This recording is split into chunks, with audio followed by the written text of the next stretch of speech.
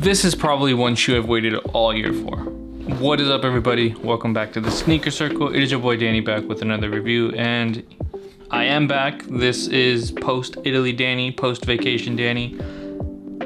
And these came in while I was away. Now, I wasn't able to secure these for retail. I had to go pay resell, but I did find they said it was a B grade pair, and I did look it over. I can kind of see what they mean by it.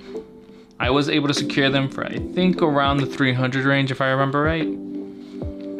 Considering my size is closer to the 400s, I'm gonna take it as a win. I'll take it as a win. So in today's video, I am reviewing the latest Nike SB, probably the cleanest colorway this year. These are the Yuto Horigomes. Probably butchered that name. But if you don't know who he is a professional Japanese skateboarder who actually won the gold medal in the World Olympics in 2020.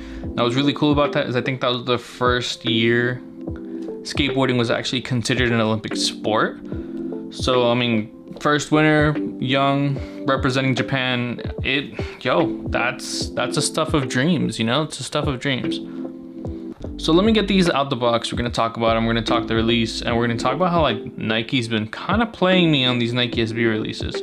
So without further ado, let's get into it.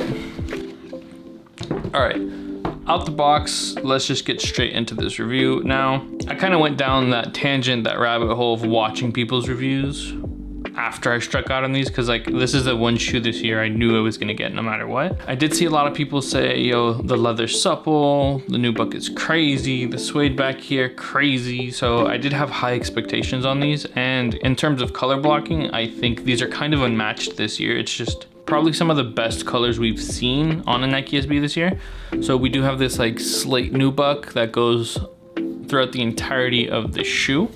Not a suede, it's more of a nubuck. There's no like grain or texture you can really feel. It's still slightly brushable. So, I mean, realistically, what's the difference between nubuck and suede? It's super minimal, but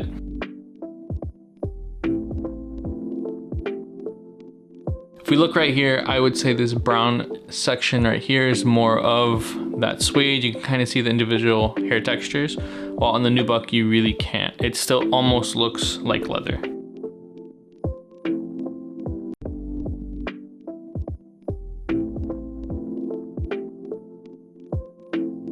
I did hear a lot about the leather of these being really good, but now that I have them in hands and I had a chance to look at them and even try them on, the leather just feels like a regular pair of Dunks.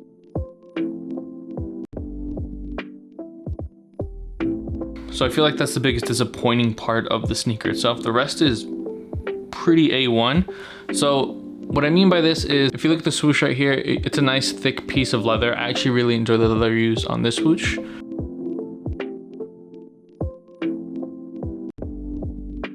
But when you look at the white leather, it has more of a coating to it. So these are gonna crease pretty nasty. I think that's just standard on almost all Nike SBs.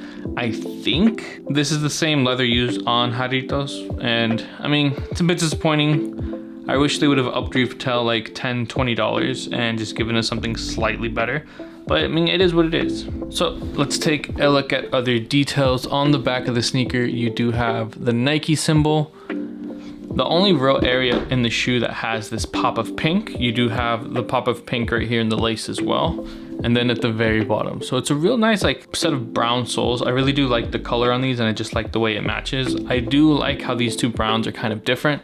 It still kind of color blocks everything together, and these to me are just so clean. Now these are stamped with the Horigome family crest, if I'm not mistaken. So I remember they showed it in his actual like Nike SB like skating video when they announced these.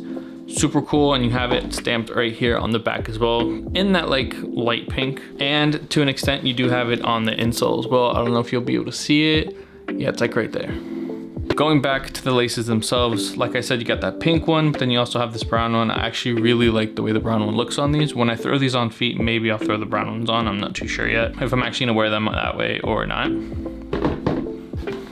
So a big change here is they actually flattened the tongue on these, so it's not as thick. For reference, let me actually show you. Here is a pair of the Concepts lobsters from last year, the orange lobsters.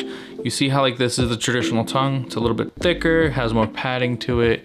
If I just go like this, and then we grab this one right next to it, it's a little bit shorter even in my eyes. Probably not, it's probably like that illusion of thickness. So we have the traditional Nike SB tongue that's super stuffed, and then we have the Yuto. So initially, a lot of people were saying in their reviews that they fit a lot tighter. I threw these on, I think they don't fit as tight, but at least if like you're a wide-footed individual. I don't think you're gonna find these as tight. Maybe they're talking like front of the toe box or something, but I actually enjoy the fit of these. Last little details, unlike the concepts, these do have that signature Nike patch right here. It's supposed to like protect your heel when you're actually skating, because this is one of those sections that would just tear first, even if you weren't skating, even if you were just wearing them. A lot of older Nike SBs have that tear right here. All in all, crazy clean shoe. This is, again, probably one of my favorite releases this year. I mean, it sucks I had to pay resale on them, but I mean, it is what it is. Your only real shot was to actually have a skate shop by you that was like not backdooring them. So here in Miami, there's not a single Nike SB shop I would trust enough to drive all the way out to enter a raffle. Andrew backdoors, or they just give them to customers that they really know of, which, I mean, it is what it is at the end of the day. You'll see resale shops down here always have just a bit of stock, a bit of backdoor stock right before the releases. I mean, you can't be mad at that aspect of the game. I'm not gonna act like I'm out here funding these skate shops like I used to with my skate shop. So I mean, if they give them away, they give them away. It just sucks down here, because then my only other option is sneakers.